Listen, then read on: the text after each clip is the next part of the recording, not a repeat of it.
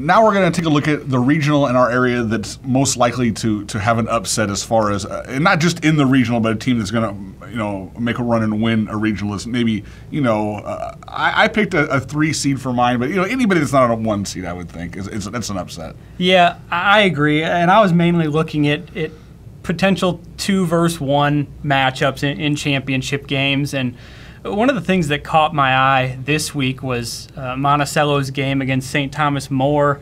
I think they won by 3 this time, but earlier in January, I think they won by 15 or some wide margin like that. So that was something that caught my eye as like St. Thomas More might be playing really well, and Monticello has certainly played extremely well. I mean, they have a win against Warrensburg to prove that.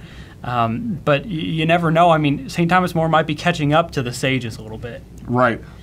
I'll even go a team deeper in that one. Okay. And I think Argenta has a shot. And I'm not saying I think, I'm going to go in and bet the house on Argenta, but I do think that's a team in that regional. They're a number 3 seed.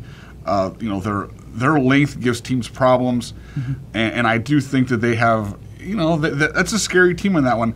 They played Monticello. I saw this game at the Monticello Holiday Hoopla.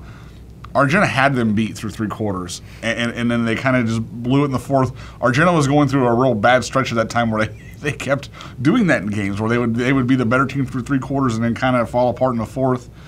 I think they've, I think that they've sort of fixed that over time. They still have their share of tough losses, but I do think that while they're, I won't say that they're a favorite by any stretch. They will have Keegan McHood, who I think is trouble for anybody with his size inside, and they have the length on the outside with Connor Damery and Tyler Hemman that it just gives teams problems. Mm-hmm. And if they're not turning the ball over, if they can limit that, I think they're good enough to win that regional.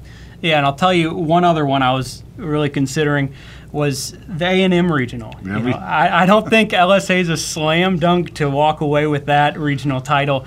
The other teams that are in it, everyone's played so tightly. I mean, I watched a game between A&M and LSA earlier this year that was completely down to the wire. LSA had to make a ton of threes to get out of that game with a win, and it's just one deep, packed competition this coming week. I agree. In that one, of course, LSA is the 1 seed. Central A&M is the 2 seed. So A&M obviously is a team that could win that. Okaw Valley just beat LSA, and they have a couple of scorers in Peyton Hagerman and Devin Still who, are pretty formidable. Even the 4th seed in that one, Sangamon Valley, that's they could get hot. And if they get hot from the outside, they can beat anybody in this regional. So, yeah, I agree. That's the most wide-open regional, and definitely you could see a name that you're not expecting to come out of that one, most definitely.